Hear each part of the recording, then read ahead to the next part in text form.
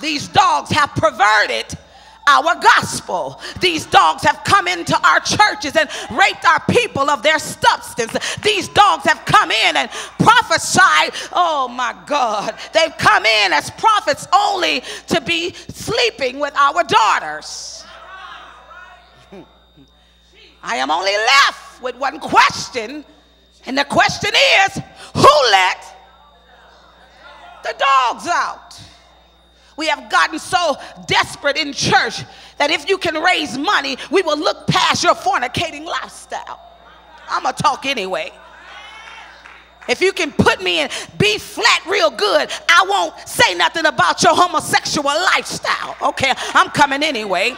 Single women are sleeping with men and yet want to sing in the choir. Something is wrong with the church, and I just got one question. Who let? Matthew 7:15 says, beware of false prophets, which come to you in sheep clothing, but inwardly they are ravening wolves. You shall know them by their fruits. He says, do men gather grapes of thorns and figs of thistles? Even so, every good tree bringeth forth good fruit, but a corrupt tree bringeth forth evil fruit. A good tree cannot bear, I'm going to say it again. A good tree cannot bear. A good tree cannot bring forth evil fruit. Neither can a corrupt tree bring forth good fruit. Every tree that bringeth not forth good fruit is hewn down and cast in the fire, whereby their fruits ye shall know them. I decree that it is time that the church rise up and demand better fruit. God, help me up in here. I'm going to say it again. It's time that we rise up and demand better fruit. Not another day will we eat your fruit of complacency. Not another day will we eat your fruit of adultery. Not another day. Oh, God. Yeah. Not another day. 1 minute you in the church, the next minute you out. 1 minute you want to sing in a choir, the next minute you at the club. Not another day. Somebody say, not another day. Today I demand more. Tell your neighbor, today she demands more. Watch this. The pew has handcuffed us. They've handcuffed the church long enough, telling us we are judging because we call sin out. Let me educate you tonight. That thing, because somebody says something about you, you're judging me.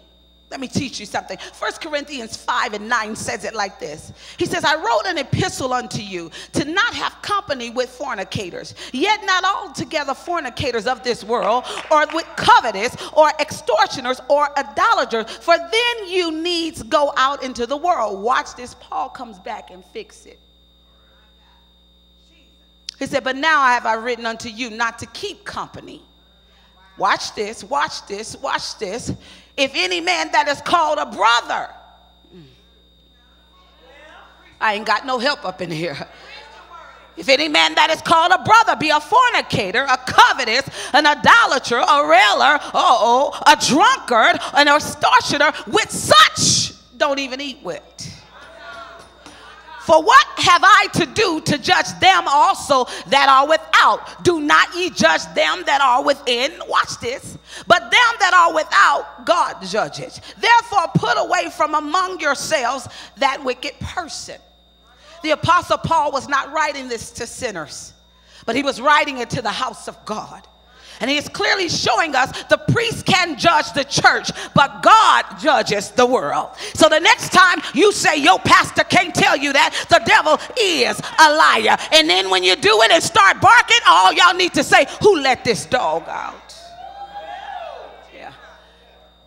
There were many that squirmed last night because of the ladies on the front row. And I don't believe they should have been on the front row, but the truth be told, there were more seducers in here than just the three of them.